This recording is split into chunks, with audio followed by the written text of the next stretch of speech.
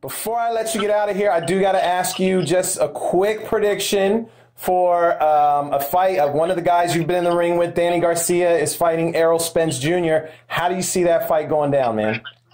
Good fight. I think it's a very good fight. Look, Garcia will pick his shots. I just don't think Spence is going to let him get them shots in. Look, Spence is overall a great fighter. No disrespect to Danny Garcia, so is he.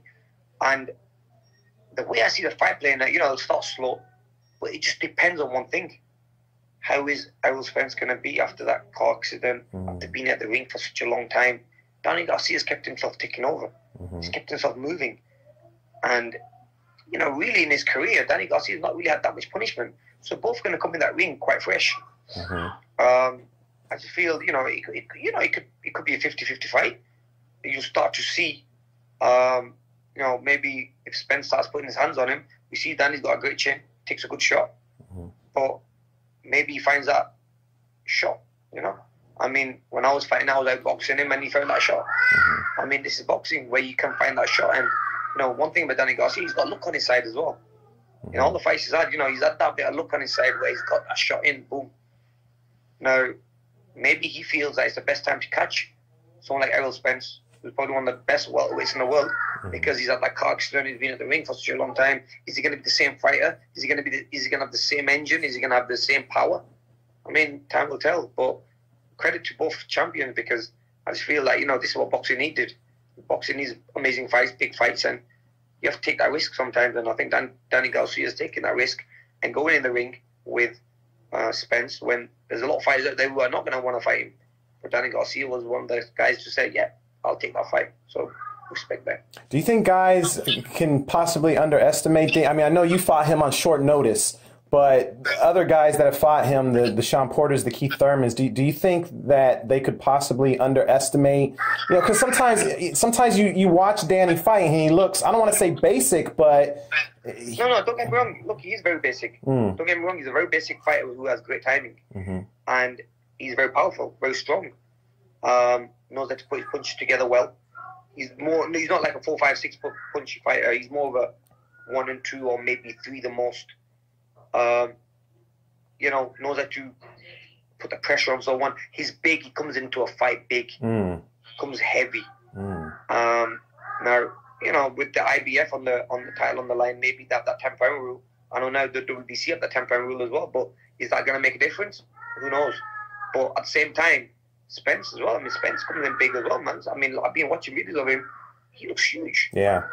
He looks like a middleweight, really. Walking around. So, both fighters have the size, the strength, the power, and I just feel that it's gonna be an exciting fight. Look, it's gonna be one to watch because we've never really seen Danny Garcia get a beating, apart from when I was fighting him. You know what I mean? When I was catching with them shots, and I remember when Richie Schaefer came to me and said, "We honestly thought the fight was gonna get stopped within the round or two." Wow. And then he caught you with a shot, and credit to him, man. But I've never seen anyone put a beating on Garcia, but with Spence's style, Spence puts beatings on fighters. The way to Kell Brook, he makes people retire, he hurts people, and with if he gets the game plan right and he puts a beating on Danny Garcia, fights like that, it can be, you can't have too many of them. With Errol Spence's power and speed and everything he has, and ring IQ, he can hurt people and he can literally retire them. And look at what happened to Kell Brook. Kell Brook's literally retired. I mean, he's not the same fighter he ever was. Yeah. So, that's the one thing about Spence. He's very powerful, very strong, but Danny Garcia has a lot left, I think, in the engine. Yeah. So I just feel this will be it'll be a good fight to see, man. It'll be like a game of chess, but at the same time, because I'm sure Spence is going to be quite wary of his power, but at the same time, he's still going to if he lets them shots go and leave himself open.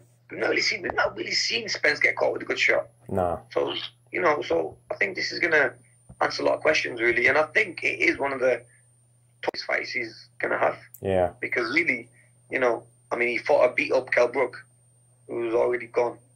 But I think I can't remember his last fight. Who was his last fight? Sean Porter.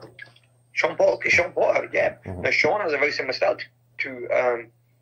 to Danny, and that was a little bit of a close fight. It was Yeah. So obviously I'd Sean Porter style with a bit of power of Danny Garcia'S in there. I think it'll be quite exciting to see what's going to happen in there. That's what's up.